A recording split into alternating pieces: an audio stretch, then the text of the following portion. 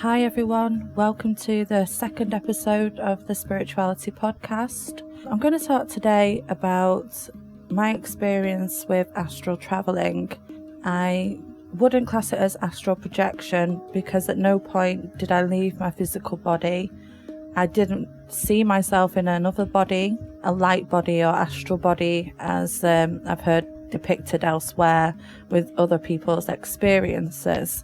The only indication that I have of this hallucination or altered state of consciousness that I experienced as being described as astral travel was from a friend of mine who's a practicing Buddhist, and he described it to me as astral travel. So I just want to talk a little bit about the whole experience, where I was at the time. I want to talk about where my meditation practice was at the time, how often I was doing that. And at that time I was meditating for about 2 hours a day, and this was broken into segments of 2 30-minute sessions and an hour-long session.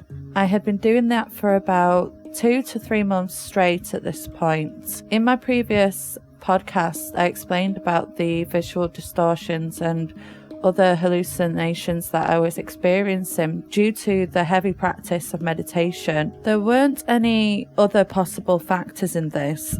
I wasn't on any medication. I wasn't taking any drugs of any kind, be that legal or not. There was no alcohol involved. It was simply a natural experience that occurred from meditating regularly at this point. It seemed as though all the experiences that I had were progressing and accumulating, becoming worse and worse, or the experiences themselves were becoming more and more invasive into my life. So what I've learned since the experience is that it takes for me to be able to do this, to have a regular and heavy meditation practice in place. I haven't been able to astral project via any other means, following other people's experiences and guidance. I can't honestly say that it's something necessarily that I want to experience again, but it is extremely fascinating.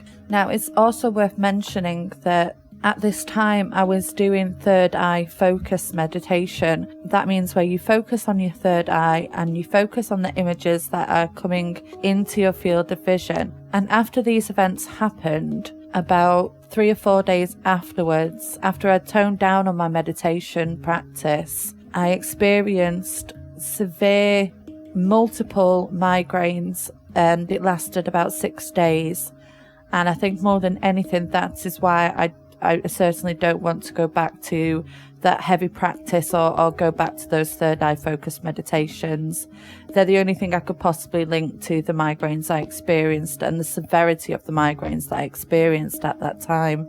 I know that my last podcast, the way I speak, I'm quite a serious person. Obviously, I don't have anybody here to speak to and bounce off from. So I know that I can come across as a little bit monotone sometimes, but it's just the way I am. I'm not an overly excitable person. I don't speak in an overly excited way. I haven't learned how to professionally do this. Obviously, I've not had any negative remarks around that. I'm just aware that, I might speak a little bit differently to others, and I'm quite chilled out, and that's just who I am. I did have one person remark that my voice was so soothing it actually helped them go to sleep. But I'm not sure whether that was my voice or whether the content was just boring. When I first started doing the third eye focused meditations, I could feel a pressure in the middle of in my forehead, in between my eyebrows. It was like a pulsing pressure, a swirling type feeling of like energy throughout that portion of my head. I could also hear slightly audible pops coming from inside my head, which I haven't been able to explain. So if anybody knows what that is about, please do let me know. And often as I'm sat meditating, doing these third eye focused meditations, initially what would happen is I would get myself to a state where it feels as though I'm expanded in my body. So I'm no longer present as such within my body. I'm mostly within sort of my mind, or focus on that an aspect of the visual. And I would reach sort of a place where it's totally black and it feels like there's waves and it's like a motion of being on the sea or in an ocean type thing.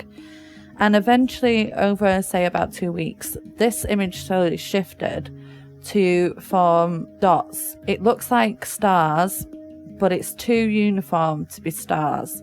And they move around in swirling motions, in waves or swirls up and down across my full vision. And that would be sort of how it would start. About 3 or 4 weeks into it at this point, watching those, let's call it a galaxy, or the star images, of watching those, just allowing, not focusing necessarily on a point, but just allowing those images to appear, no expectations of what's going to happen, basically because I had no idea what was going to happen. I didn't go into this with any intention of astral traveling, and I didn't go into this with any intention of reaching an altered state of consciousness either. From what I'd read and heard in terms of opening your third eye, it was simply a case of allowing you to perceive things in a different way. I didn't expect that that would be a form of hallucination or a full-on altered state of consciousness.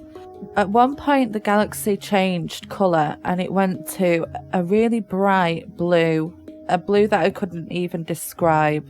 It was neon, but not. It was bright, but not. And it was opaque, but it was also translucent. So it's really strange and difficult to describe. The best way I could describe it was it felt like I was lying on the bottom of a very shallow pool or ocean with lovely blue water and looking up, and these bubbles would appear like you were in a jacuzzi and you could see the bubbles floating on top of the water, and those bubbles were floating on top, not uniform, sporadic, but sort of in clusters, and that would be sort of the first experience that I had. And I was not asleep. I could speak. I didn't even necessarily feel as though I was in a full meditative state, because when this happened, I suddenly became very conscious of my physical body, and I was aware of where I was sat, and I was aware of what I was doing, and I was able to actually describe what was going on out loud to myself as a process of determining to myself if I was dreaming. After I'd spent some moments, because at this point I'm definitely not aware of time, the overall length of time that I was meditating for was approximately an hour.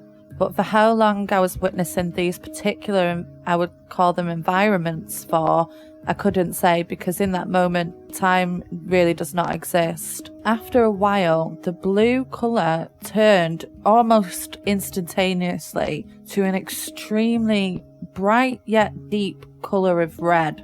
There was nothing else in my vision apart from this red colour. And then through that came this focus of some kind of structure. Now, if you look at your arm and you look at your skin, on the epidermis layer of the skin you have these patterns, and it looked like that, but really close up, so a macro version of the epidermis layer. And it was bright red, and then it started to move across, and the impression I kind of got was that of a snake in the way that it moved, and the way that the shadows were on the image looked like it was circular or tubular in shape, and that was moving across my field of view. And that was sort of the second, what I would like to call as environments, because I don't know how else best to describe the experience that I had. In total, I had these altered states of consciousness experiences 3 different times. And I cannot remember whether the next environment was experienced at this first time or whether it came the second time. But again, it would always go in the same order of the blue water-like bubble type environment to the red, what looked like skin environment. Then eventually that shifted to a strange environment full of angular corners and shapes that contained what looked like binary code, and it was green, so it literally looked like something from the Matrix. It's one of the ones that completely baffles me the most. And this would simply move and shift in angular moments with blank voids in between. So what appeared to be like 2 rectangles at either side with a void in the middle, like a pathway in the middle with a void going on indefinitely.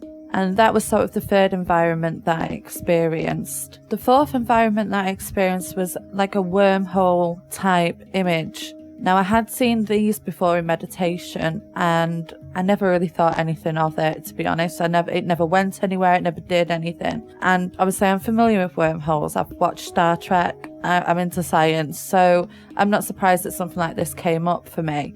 But I was going through this particular wormhole at speed. It was moving off into different directions until it reached a point where I was at a green screen.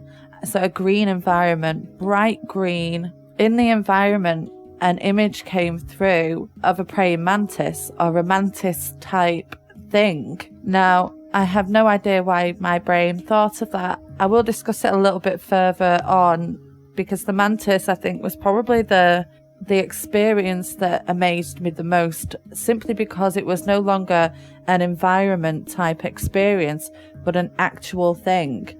So this mantis was there, and it was a huge mantis, and it was green, and the environment was green. And the only indication that it was even there was because you could see the outline and shadows, even though it matched the colour of the background entirely. And it was moving its appendages, and it seemed like it was trying to... I got the feeling that it was telling me I'm not supposed to be here, which is a strange thing to even talk about, to be honest, but that is how I felt. And it seemed as though this mantis was guiding me out of the astral travel. And when I opened my eyes, the mantis was still there in my field of vision, above me, in bed, and looking at me. And I had a full-on conversation with this mantis. It was totally bizarre. It did go away. But it's also worth noting that when I saw the mantis above my bed, it was no longer green. It was actually grey. And it was sort of superimposed into reality.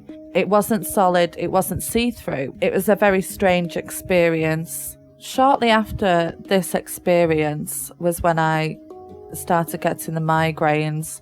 And I decided that, well, obviously during that time I was not meditating because I was in agony. And I decided afterwards that I needed to look at my practice, and that's when I started to piece things together in terms of all the other experiences that I'd been having with meditation, and then finally this full-on, complete altered state of consciousness. So I'm vaguely aware that within the brain there is a store of DMT, and if you're not familiar with that, have a look at it, because I'm not an expert and I can't possibly begin to explain exactly what that is. But it's a drug that people often take to have hallucinogenic experiences in various forms, because it's naturally produced by humans and plants. I have heard that DMT is the chemical that's actually produced at the moment of death. So that can also explain a lot of sort of near-death experiences and things like that, and kind of correlates the link between near-death experiences, psychedelic experiences, and astral travel and projection. If I can find anything that can link these altered states of consciousness that have been naturally occurring within myself through meditative states with DMT, it's something that I'm investigating at the moment, and if anybody has any information on that, I'd love you to send it to me. So after a while, I didn't feel as though I could open up about this to anybody really, including my partner at the time, because I honestly felt like I was losing the plot. I tried to look online to find some information, but there really wasn't much out there, and my buddy's friend, although he told me what it was about, everybody seemed to sort of shut down when I explained my actual experience, and it seemed that I didn't have anybody that could relate with the specific experiences that I had. When I was looking online in regards to the mantises, a lot came up and it surprised me. There was information out there in regards to mantis aliens, so-called mantids. Now, I don't really want to go into aliens or the possibility of aliens at this present time. What I experienced was an altered state of consciousness, so that's mainly what I want to focus on. In terms of the mythology of mantises, and the reason why I go into this is because I can understand almost every other experience that I had. Now, I live in the UK, a praying mantis or a mantis of any kind is not something that I would typically see. I hadn't heard about people's hallucinogenic drug experiences with mantises, although I later found out from a friend that it's extremely common for people taking hallucinogenics, specifically DMT, have these visions and hallucinations of experience with these mantis beings or mantis entities, as they may call them. So I'm very perplexed as to why strangers from other continents that don't know each other who take these drugs have similar experiences. There's no scientific theories out there that can explain strangers having those experiences. There's a scientific theory in regards to collective consciousness. That could be a possibility of why we can experience or have an experience that's the same, although we're strangers and from different backgrounds, different experiences, and no common thread that can be seen between us. So I started doing a little bit more digging in terms of the mythology around mantises, and it's everywhere. It's absolutely amazing that I've never heard of this before, and I don't even feel as though I knew this on a subconscious level. Perhaps I did, but I honestly don't know. The Khoisan tribe of Africa specifically regard the mantis as the first living creature upon Earth who granted life to humans and animals. And the mantis brought fire to the people and even created the moon for hunters so that they didn't get lost out of a gallbladder. That's incredibly interesting that exists within this tribe, and that these mantises are so highly regarded as the first living creature upon Earth. Doing some research on this, there are findings that suggest that arthropods, such as mantises, and vertebrates such as ourselves, our brain circuitries may possibly derive from a common ancestor, which I find so interesting compared with the Khoisan tribe, the way they regard the mantis as the first living creature upon Earth. And so what that means is that human and insect brains are actually very similar. Now, does that explain why I had these visions of a mantis? No, but it's very interesting that it is a mantis of all things that you could possibly conjure up in your imagination or from your subconscious or wherever these altered states of consciousness derive from. It's interesting, out of all of them, it's a mantis that's so highly regarded in mythology, but not many people are even aware of it. I certainly wasn't. And it's interesting that the central complex, the brain in the mantis, it actually has 9 distinct modules in their central complex, which is basically the equivalent of the basal ganglia in humans, or any vertebrates basically. Where there is dysfunction in the basal ganglia of a human, that can cause mental health problems such as autism, psychosis, schizophrenia, Parkinson's, dementia. Now, some of these even involve hallucinations as a symptom. When parts of the central complex in fruit flies, for example, so the part that the mantis has too, if they're dysfunctional, they also display similar impairments. So both brains derive from similar genetic programs. And it just adds to the whole fact that the human and insect brain are actually very, very similar in multiple ways. And I find that interesting, and it's just something that I've found out just from searching up mantises after having this strange experience of astral traveling or this altered state of consciousness where I met a mantis being, and it was utterly strange. And astral projection and astral travel is nothing new. It's not a modern concept. It's discussed in the Bible. It is classified as a sin in the Bible, and it's mentioned several times.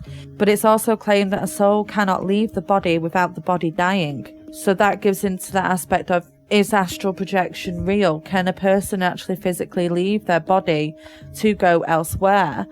Or is it your mind just hallucinating this experience? There are some scientists that claim that our experience of reality is hallucinated, that we actually hallucinate and collectively agree on these hallucinations, which is really interesting. The upcoming studies into consciousness.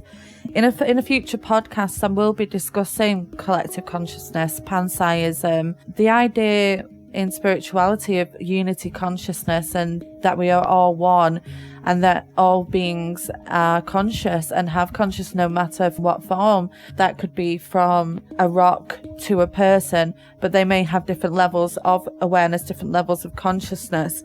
And I will be discussing that because it's certainly interesting how the correlations between hallucinated reality and astral projection or astral travel can fit together. After my experience with the Mantises, I never did any third eye focused meditations again due to the migraines as well. I really needed a break from all of that. So I haven't tried to go back and experience it, nor do I know if I will.